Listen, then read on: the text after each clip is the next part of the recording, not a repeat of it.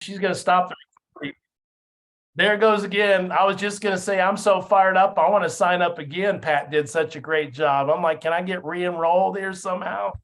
Anyway, we're going to go ahead and roll into our third session of tonight's Big Win Wednesday. And guys, this is never, for me anyway, it's never structured.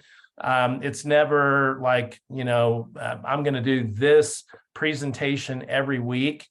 Because I don't want it to be a lecture. I don't want to be a professor. I want to help you guys. And so if there's, and listen, you're talking to someone's talking right now that knows revenue share as well as anybody in this company. And I'm including Rob Flick, Brent Gove, Scott Lewis, Gene Frederick. I know this program inside and out because I knew profit share at Keller Williams pretty much better than anybody at the company. Because of my previous life that we won't go into, but I know about passive income at a very high level. So I really want this to be about you. If you have questions about revenue share, the one point that I do want to make about revenue share is sometimes agents make the mistake when they see that part of our model, they think it's MLM and they don't want to be in a multi-level marketing. And yes, there is a multiple level marketing aspect to the revenue share piece of our income because we get paid on 7 tiers, but that's not something we came up with. That's something that Gary Keller came up with in 1987. So it's been around for a long time, but this is not a multi-level marketing real estate company, period, hard stop. And you do not have to participate in revenue share. You don't have to talk to anybody about EXP. If you just want to sling houses for the rest of your life and just make the money from your commissions and get your stock, totally cool. Those of us that don't have a problem sharing this life-changing opportunity, that's an extra revenue stream that you can come in.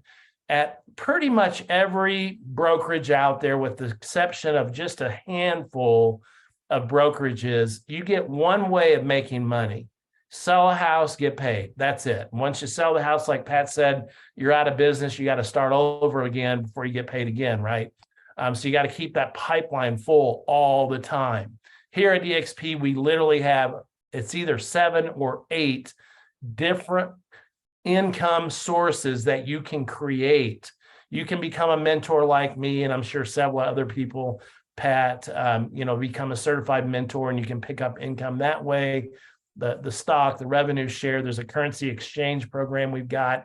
But our revenue share program, if you think about it, guys, let's say when our annual numbers come out for 2022, they're going to be north of $4 billion, my prediction, okay, $4 to $5 billion.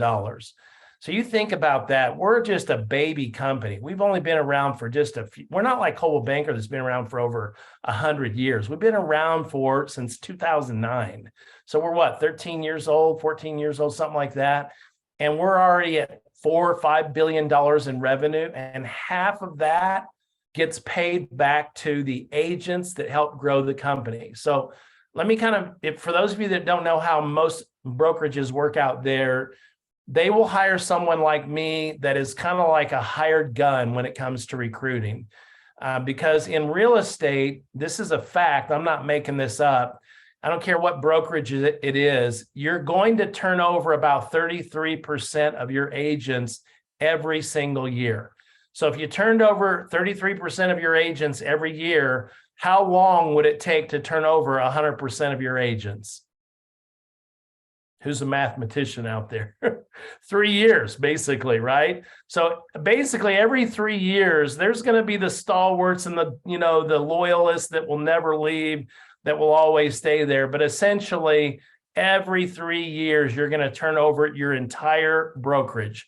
That's why they pay people like me $250,000 a year to sit in an office and do 10, 15 interviews a day to recruit people to the brokerage, because we're losing them faster than we can bring them in. And if you're in that position, you might as well close your doors, because you're going to be bankrupt very, very soon.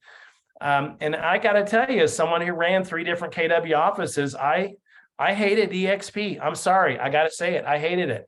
I didn't know anything about them. I didn't do any research on them. All I knew is that some of my best talent that I worked my butt off to bring over from a Remax, just, from Remax to KW, they just took off to this 3-letter company, EXP, that I never knew anything about. And I'm like, why are all these people?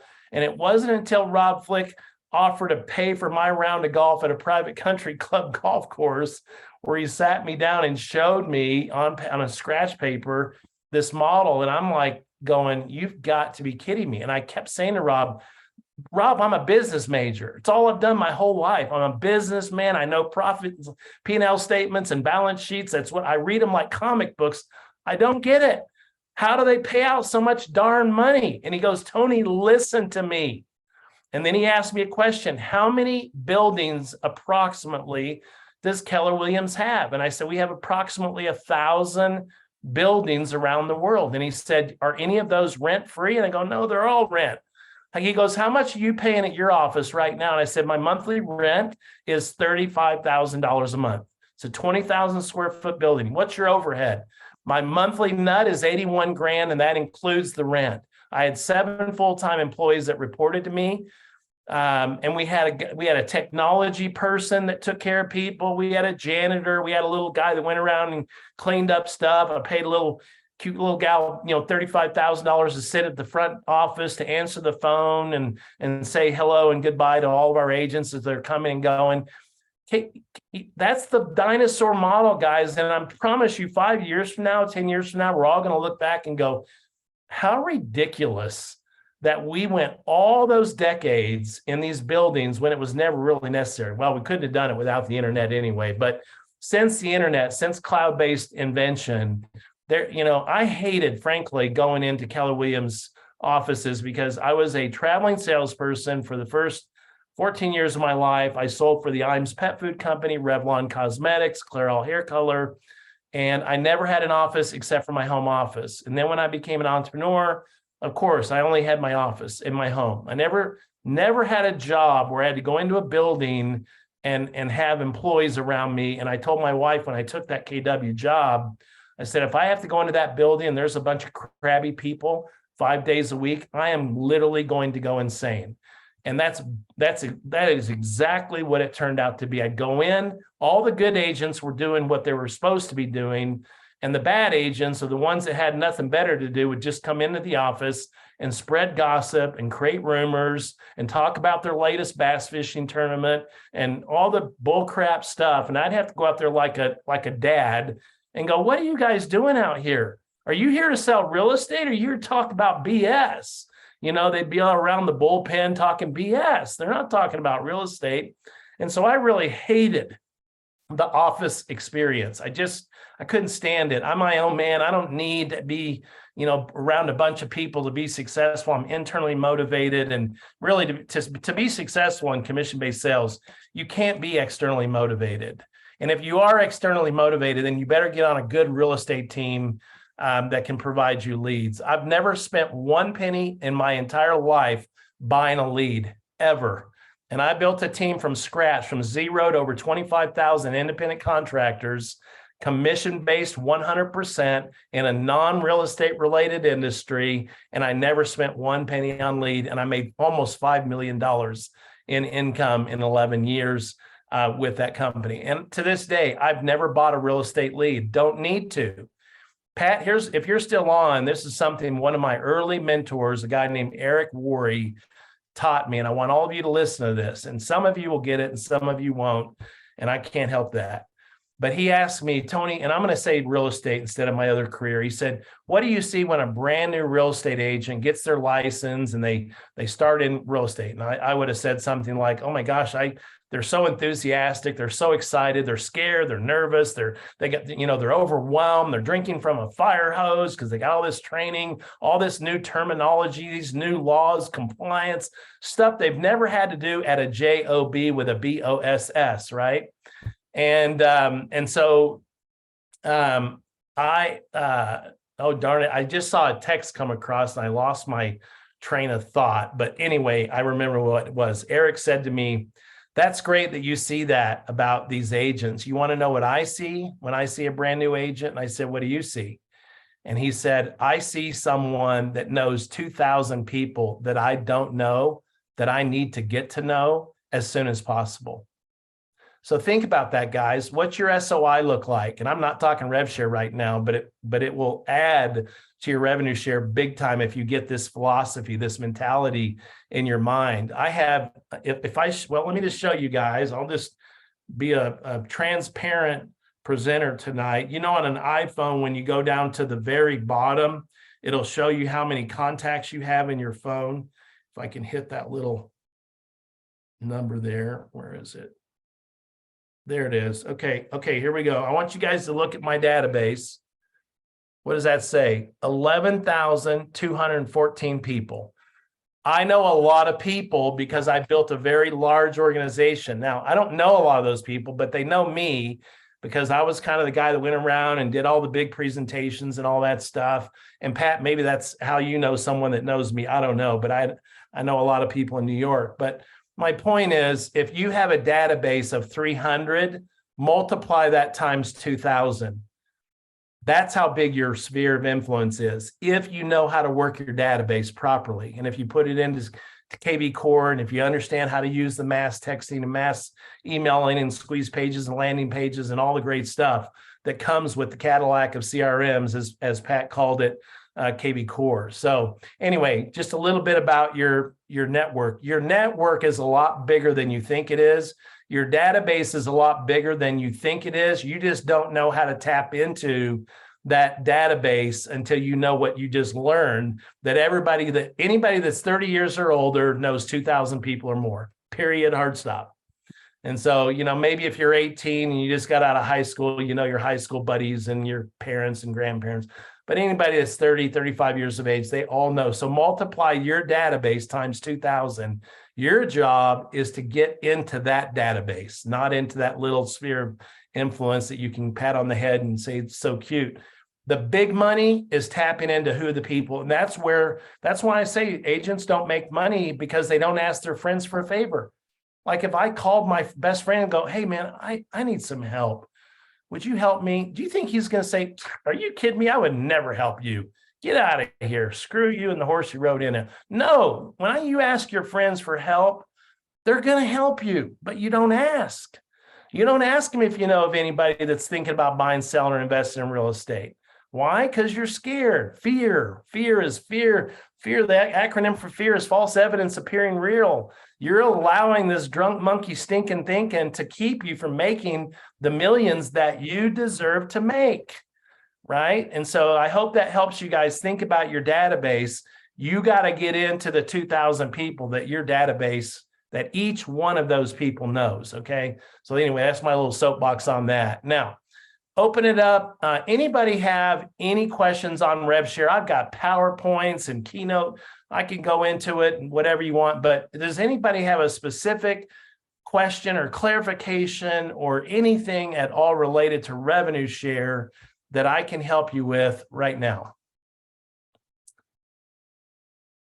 And if you do, you're going to have to unmute yourself because I can't hear you if you're talking. Tony, thanks so much. Really appreciate the time and all this great information. I feel a little foolish asking it, but maybe there's some others here thinking it too.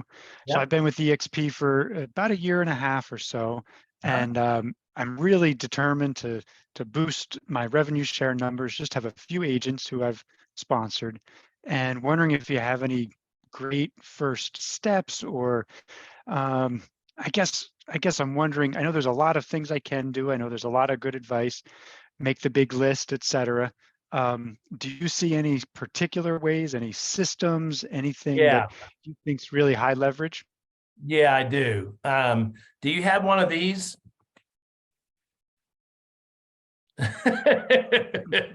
You got one of those? Okay. Does it have a camera on it where you can, like, take a picture? Literally, this is like the secret sauce. I mean, just go around and take pictures of listing signs that have the name of the agent and the phone number on it. And especially if it's a nice listing, right? And pick them up. And I always like to use the acronym ABC, always be complimentary. Okay, so when you make that first phone call, compliment them on their listing. Hey, I was driving by XYZ Street. I saw your beautiful listing. Wow, that's gorgeous. I just want to congratulate you on that listing. Oh, wow, thanks a lot. Well, listen, I'm not a salesman calling you. I'm a realtor just like you. And I saw your listing, and I always love collaborating with other realtors from different brokerages. And I was just wondering, would you be open to making a new friend if I bought you coffee and breakfast? And they'll say something like, well, yeah, I'm always open to that or whatever. But really the key there to me, Chris, is just, real estate is all, whether it's real estate or revenue share, it's all ours. It's all about relationships. Okay. And so you just make a date, just go make a new friend, like Pat just said. To me, recruiting or agent attraction, all it does is it surrounds me with more people that I want to hang out with, because I got to choose who I brought into my world, right? Now, maybe my agents chose someone that I wouldn't want to hang around with, but I've always heard the expression, never get mad at your money. So even if they're not that nice of a person, I ain't going to say anything bad about them, because we still get paid on 7 tiers of revenue share, right? So never get mad at your money. But honestly, it's just build more friendships. That's really it. And be authentic and be genuine and be transparent. And, buy them a cup of coffee. It's not a huge investment. If they don't drink coffee, buy them a Diet Coke, whatever it is, and just go, and just don't go with the mindset of recruiting them. Go with the mindset of contributing to them, right? Like making it a mutual contribution coffee meeting or get together or meet up or whatever you want to call it. But really, if you think about Aesop's fable, you remember Aesop's fable? The tortoise and the hare. You remember that story? Who won the race? The tortoise won the race. Interesting thing about turtles is they can only go one direction. They can't go backwards. They go slow, but they can only go forward, right? That jackrabbit was running around doing all this stuff. To me, it's so much better to be a turtle than a jackrabbit in our business. So slow down, build deeper relationships, build more friendships, do what you can do to contribute to someone instead of being a taker. Be a giver. So, if they give you something, say, oh, that's cool. That reminds me of this. I did this with this buyer and it worked out great. And you contributed something back to them. And now you've built this mutual friendship, this relationship where both of you are helping each other sharpen your axe. And you may not ever bring up the 3 letters EXP, probably shouldn't in that first meeting. It probably should be really truly about building a new friendship. And based on that new relationship that you've built, now it makes sense to get back with them maybe a week later and say, Bradley, you know what? I feel so stupid when we went to coffee the other day. We didn't even talk about our brokerages, but I'd love to know how your brokerage is treating you and how things are going over there. And if you know anything about my brokerage. Right. And would you be open to going to have lunch, or would you be open to jumping on a Zoom with me? Or would you be offended if I introduced you to my business partner? But where does it start? It all starts with that relationship. That's it. And that could be a cold relationship that turns into your best friend over the next 3 years. Right. And it could be one of your biggest revenue share producers. So that's really my, simple tip is just be real. Don't cold call people. Don't send out mass blast. I used to do that when I first got here to EXP because I knew so many people from all the interviews that I did at Keller Williams, right? I mean, I was constantly, I had days when I'd go home so tired because I'd do 7 1-hour interviews and run the office and make sure all my employees were taken care of. And I didn't walk out of that building till 7:30 at night and dark going home. And I was dog tired and fell asleep as soon as I walked through the door. You don't have to do that with EXP. You just need to find good people that have good ethics and a good work ethic and become their friend. And once you show them the math on all the different things that we have here, because no one has what we have, once you show them, the math and show them, and it shouldn't really be you, it should be like a third party, like a PowerPoint or something like we do, just like what Pat just did. I mean, I got to get better. I got to get better at picking up that phone and calling all my friends and saying, look, you got to be on this training. There's this kid that just, was an engineer, and, just get them exposed to what we do here, because we have a knockoff we have a couple of knockoffs it's like Lyft and Uber, right? Uber does $9 billion a year in revenue. Lyft does $2 billion a year. We're about 12 years ahead of the knockoffs. Okay, we're way ahead. We're the Uber. We're the big 800-pound gorilla. We got to take care of this golden goose so that we can continue to grow and expand and take over the world. But the reality is right now, Chris, there are so many agents out there. I talked to one today that's panicking, so much so that his wife said, you got to go get a job. You got to go get a job and then, take the pressure off. They're panicking because their business has dropped so precipitously over the last 2 months. And now they're like, oh my God, what are we going to do? Right. So now is a perfect time to go build some authentic relationships, plug people into a system that can totally revolutionize their world. And I'm the kind of sponsor, Chris, and again, you don't have to do what I do, but every person that I sponsor, the first week, I spend 5 hours with them. And I don't go a single day without at least some kind of connection with them for the first 30 days. So I don't, what's the word? I don't delegate or abdicate. There we go. I don't abdicate my responsibility to EXP to onboard them. It's funny when I talk to EXP employees and they start telling me, well, this is the onboarding process. I'm like, whoa. You're talking to someone who's recruited a ton of people. I know the onboarding system, and thank you for your willingness to do that for my agent, but I do that. I take the time to make sure they get their picture on Workplace. I take the time to go into the marketing center to build them a Facebook banner so we can put on their Workplace, that black banner that goes behind the picture. I hate it when I see round circles with a letter in it, because that tells me that some agent never took the time to help that agent even learn how to go set up their profile in Workplace. So I set up their marketing center profile with them. I go into listreports.com and get that set up. I go into narrpr.com, get their profile set up there. I mean, we do it all. And you know what? They love me for that, because they don't leave me, because I pour, and this is a little talk, Chris, that I have with every agent. Once they make the decision to come over with me and to be my business partner, I remind them that I have 5 kids and 5 grandkids. And I don't mind spending 10 hours pouring into them and helping them generate more leads than they've ever generated in their entire life. As long as they understand the time that I pour into them, I can never spend with my 5 kids or their spouses or my 5 grandchildren. So I'm giving up my family time to help you become successful in this business. The only thing that I ask is that you never disrespect my time. You would never do that, would you, Chris? You would never take time away from my family only to not do what I'm teaching you to do, or to leave and go to a Remax. You wouldn't do that, would you? And I literally do it just like that. I make them, I shame them. I'm like I'm serious.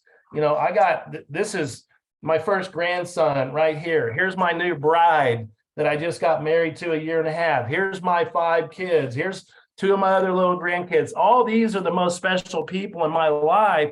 And I don't mind taking time away from these special people, as long as you don't disrespect my time and all the time that I give up in your behalf. And those kinds of things buys loyalty like you cannot believe. And to me, it's like better to go slow and build a good relationship than just sling a bunch of people on the wall and see who sticks. Right. So I don't know. I answered a very short question in about 15 minutes. I'm sorry for. It was perfect. Thank you. I hope it helped. I don't want to ask for too much. Could I share one kind of objection and ask you to speak to it? Yes, please. Awesome. What do you say to the concern that, okay, I'm going to reach out to, say, some agents who I don't know. I'm going to tell them I just want to get together, just want to form a relationship. I'm not mentioning EXP. Maybe then that week later, I reach back out. Do they then think, oh, see, he just wanted to recruit me all along, and it kind of botches the whole thing? Yeah. Well, it is a skill, Chris. Hmm. It's a skill that you have to learn over time. And I just hate to say it, but sometimes the way we learn is when we step on a landmine and we go, oh, there goes our leg. Don't ever do that again, right? So there's no shortcut to success, right? And really, it's just kind of trial and error. But again, if you're my second son, Trey, taught me something very important about the word intention years ago. I won't go into it, but he used to hitchhike all the time because he's kind of a hippie kid, a free spirit. And I told him, Trey, please don't do that. Dad, it's all about intention. We had an hour-long talk about intention. If your intention is just to recruit someone to make money from their sales, that's the wrong intention.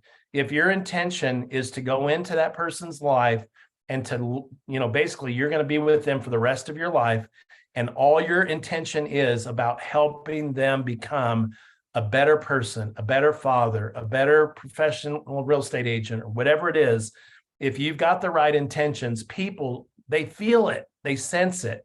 But if your intention is, man, I'm going to recruit this baller and they're going to come over and I'm going to make $2,800 a year and they're going to bring over 50 people and I'm going to make another 25,000, that's a wrong intention, right? And there's too many people out there that have that wrong attitude. But I just think if you're authentic and real, and it's not about you calling in, the second time and saying, hey, I forgot to tell you all about EXP. I didn't really even ask you about your brokerage. I'm just kind of wondering how's things going over there at Coldwell Banker. What do you like about it? What do you not like about it? And then you can say, listen, can I ask you kind of a crazy question? And they go, sure. Are you open-minded enough? If you knew there was a brokerage out there where you could do everything that you're already doing, but double your gross commission income in the next 12 to 15 months, are you open-minded enough to at least take a look at some information on that? What are they going to say? Nope, I'm not open-minded enough. I don't want to make double the money, right? So some of the things comes with experience, and it comes with making mistakes and doing things not quite, well, I don't say bad or good. I say effective and less effective, right? Some things are more effective and some things are less effective. And the only way you learn about less effective things is by going out there and making mistakes and learning that didn't work very well. I got to figure out a better way. And by the way, Chris, you can find me on Work Chat, Anthony Hughes, PLLC. You feel free. Anybody else on here, you need some extra coaching. You just need a shoulder to cry on. I'm 6'4", 240 pounds. I got big shoulders. I'm like a refrigerator with ears. Feel free. I'm always willing to give back, and I don't care what team you're on. It doesn't matter. That's just who I am. So I'm more than happy to have one-offs on, to help coach you as well if you need help. Really appreciate it all. Thank you, Tony. Absolutely. Really helpful. I feel like everybody on here is my family, so it's all good. Anybody else? Those are great questions, Chris. Thank you so much for that. Appreciate that. Anybody else? We're about out of time because this is a shorter normally segment. And I've been hosting it now I've been on here for almost 3 hours, but I'm happy to stay on if you guys have questions. But if you don't, I'm going to say adios and buenas noches and go eat dinner. Anybody else have questions? Want to go in a little deeper? Who doesn't understand revenue share at all? Is there anybody willing to admit that on here? Is there anybody willing? There's a little raise hand thing down there if you wanted to. I'd love to help that person.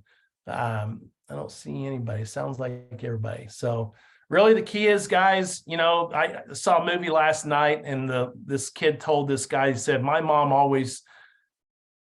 told me to go deep, not wide in my relationships.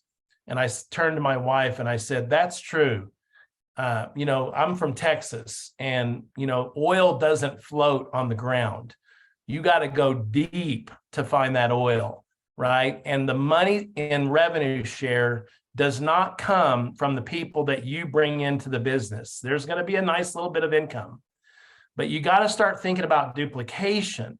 Like do the 5, just do 5 times 5 times 5 times 5 times 5, 7 times, because we get paid 7 layers, right? So 5 on your front line, 25 on your second line, 125 on your third line, 625 on your fourth line, 3,125 on your fourth line, whatever it is. And I can't remember the math. It's like 15,000 something, but basically just do the math on, I hate to use the proverbial pyramid word, okay, because a pyramid is an illegal business scheme. You don't get to be an illegal business scheme on the NASDAQ, being a publicly traded company. But just think about the shape, right? Forget about the connotation of MLM, right? Where's the biggest part of the pyramid, at the top or the bottom? It's at the bottom, right?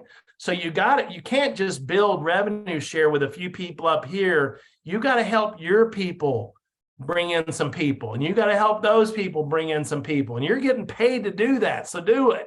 And eventually over time, like a Rob Flick or a Brent Gove or a Scott Lewis or I can name a million names, not a million, but a whole bunch of people that have, and they put the spreadsheets out on Workplace. You can see how many people have on their front line. If you go into some of these revenue share workplace groups, like there's people in our company that have over 130 people that they brought in on their front line. You start tapping into those 130 people that know 2,000 more people that you don't know. My God, you can build a brokerage here at EXP that's bigger than 90% of the brokerages that are in existence today in the next 5 years. And you never have to worry about compliance. You never have to worry about, firing an agent. That's our broker's job. Your job is simply to connect them with the opportunity through a relationship, right? And using third-party tools like the modelexplain.com, which is one of my favorite videos to share with people. No questions or comments? Well, I probably should have gone into a little bit more of a PowerPoint, but I feel like we had a great education just from Mr. Manning on the RevShare piece. So I don't know that we need to go much more. Thank you for that, Hart. Appreciate that, Sam. Anybody else before we finally sign off? Any last comments? Great job, Tony. Thank you so much for always investing the time and being here for the rest of us. Thank you, Daniel. I appreciate that very much. I appreciate that, Sam. Thank you. All right, guys, much love to all of you. Again, Happy New Year. We're going to try and keep this Big Win Wednesday going all year long. So we need more talent, guys. We need more people to volunteer to help us on these Big Win Wednesdays. So please reach out to your top people and ask them if they're willing to give an hour of their time, like Akash did tonight. I'm sure he had a lot better things that he could have been doing to make money, but he gave up that hour to come into port. Pat could have been doing, could have been spending time with his honey, but he took an hour of his life and poured into us. And I took 3 hours of my life to host the thing. But we need more people so that Tom Trong and Tony Hughes and, Christy Davis and all these people aren't having to carry the full load of this Big Win Wednesday. To me, this is one of the greatest exposure tools we have. It is a great training platform in addition to the 80 hours a week that we have access to here at EXP. But it's also a great low pressure, no pressure way to share this opportunity with your real estate friends, your colleagues, and I've always said, don't say anything unless you can say everything, right? So that's why you always want to use someone like a Pat Manning or a Tony Hughes or a Rob Flick, because we can say everything. We know this model inside and out, and you just introduce your prospect to us and we're going to do all the heavy lifting, right? We're going to help answer all their questions and get them excited and hopefully, have them join your team, which would be part of my team or whatever. So that's just the nature of revenue share. And if you don't ever want to recruit a single person, ever make a single penny in revenue share at EXP, you do not have to. It is 100% optional. Glenn Sanford has said, instead of hiring a bunch of guys like Tony Hughes and paying them, $200,000 a year to recruit one person in the entire office, I'm going to let every single agent at my brokerage, at our brokerage, because we own it, right? I'm going to let every single agent go out there and recruit as many people as they want and create an income that's bigger than 90% of the income is creating out there in real estate, and it's residual. meaning you don't have to do the work. You're simply getting paid for the work that someone else is doing because you took the time to pour into them, to share this opportunity with them, and good for you. You deserve to be paid that annuity, that perpetuity for the rest of your life, for as long as they stay with you, because you poured into that person. And to me, I have a moral responsibility to go save all my Keller Williams friends, because I just know they're getting screwed, blued, and tattooed. And I'm sorry, I love Keller Williams, but they need to be at EXP. And I feel like if I bring them over here, I saved another one, right? And I don't just bring them over, like we go break bread together. We're a family. This isn't like, come on over here so I can make money off of you. I hate that, right? I even had an agent tell me, this other agent, not me, but another agent told me, this lady told me that if I signed up with EXP with her, that it would open up her 10th FLQA. I didn't know what she was talking about, but she said, please sign up with me so I can. I'm like, whoever that lady is, she needs to be, because it just gives the whole company a bad name. And I told Ann, she did sign up with me eventually, and her and her husband have 50 years of experience in real estate. And she said, I wasn't about to sign up with someone like that, who basically was telling me, if you'll just sign up here, I'll make more money, and that's just like ludicrous. So you can't be an amateur when it comes to this, because when you are, it makes all of us look bad, right? We need to raise the standard on real estate, and we also need to raise the standard on agent attraction so that we give EXP this really positive name, not this negative name that people are just trying to recruit you to make money, because that's not what EXP is about. And that's certainly not what I'm about. And I know it's not what Pat Manning's about and Tom Trong either. So anyway, guys, love y'all. Appreciate you. Thanks for hanging in there. Hope you have a great evening, and we'll definitely see you next week on Big Win Wednesday. Have an awesome rest of your evening. Thanks, guys. Thanks, Good night. Tony. Thanks, Pat. Thank you, guys. Thanks, Chris. See you guys.